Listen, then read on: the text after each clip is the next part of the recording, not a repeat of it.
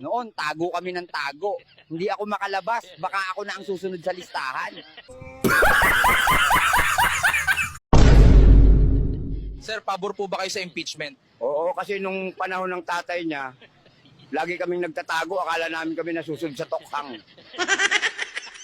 Sir Juan, mas okay po ba ang panahon ngayon kumpara noon kay Digong? Okay? Ngayon, binibigyan kami ng pagkakataong magbago. May due process na. Noon, wala. Basta na lang tinutumba. Noon, tago kami ng tago. Hindi ako makalabas. Baka ako na ang susunod sa listahan. Biktima lang kami ng mga D-Lord. Dapat yan ang hulihin. Hindi yung addict na ang tanging dala lang ay lighter, foil.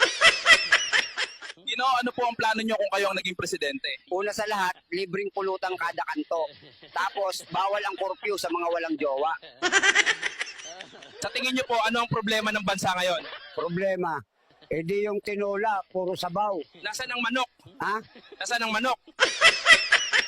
Sir, ano ang solusyon nyo sa korupsyon? Simple. Ipalay detector test lahat ng politiko, real.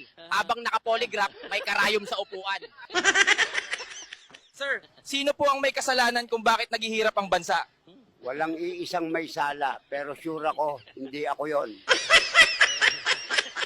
Sir, may solusyon po ba kayo sa traffic sa EDSA? Simple lang. Gawing one-way lahat ng kalsada, papuntang palengke. Anong solusyon nyo sa pagtaas ng kriminalidad? Lahat ng magnanakaw, lagyan ng bell sa bewang para alam ng lahat kung nasaan sila. Sir, anong nagbibigay sa inyo ng lakas araw-araw? Yung utang sa tindahan, bang kailangan kong mabuhay para mabayaran yon. Sir, ano para sa inyo ang tunam na tagumpay? Yung makautang ka nang hindi ka hinahabol. Sir Juan, kailan nyo po balak abutin ang pangarap nyo? Pag natuto na akong matulog, Sir, mahilig po ba kayo sa alcohol? oo, pero hindi yung panlinis, yung may tama. Sir, paano nyo pinangangalagaan ang mental health nyo? Simple lang, umiinom ako ng tubig. Tapos inom ng konting gin para pampakalma. Sir, ginagamit nyo pa po ba ang face mask? Oo, para itago ang mukha ko sa mga inutangan ko.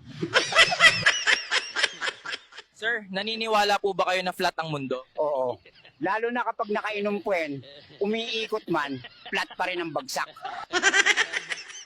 Sir, anong pinaka nakakagulat na bagay na nakita nyo sa kalye? Yung ex ko, may bagong jowa. At mas pangit pa sa akin. Sir, anong ginagawa nyo pag walang ulam? Tinitigan ko lang yung kanin.